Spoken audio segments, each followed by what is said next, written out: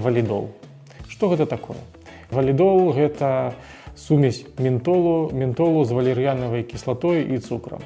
То бок гэта такая мятная цукерка. І, безумоўна, ніякіх даследаванняў пра эфектыўнасць дапамогі валідолу няма.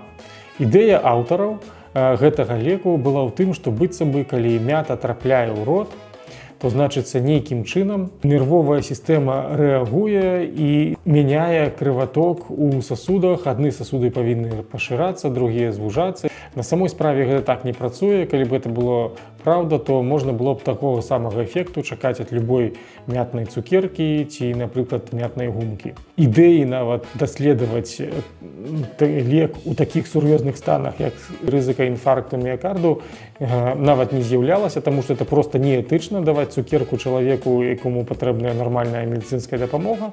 Таму даследавання пацверджання эфектыўнасці няма, і я вельмі не раю гэты лек прымаць у той час, калі сапраўды патрэбная медыцынская дапамога. Трэба прымаць нітрагліцэрын, іншыя лекі, якія зніжаюць артэрыяльны ціск, якія паляпшаюць крываток у каранарных артэрыях, то бок зменшаюць рызыку інфаркту міякарду, і даказана зменшаюць, а не па нейкіх там чыйсьці фантазіях.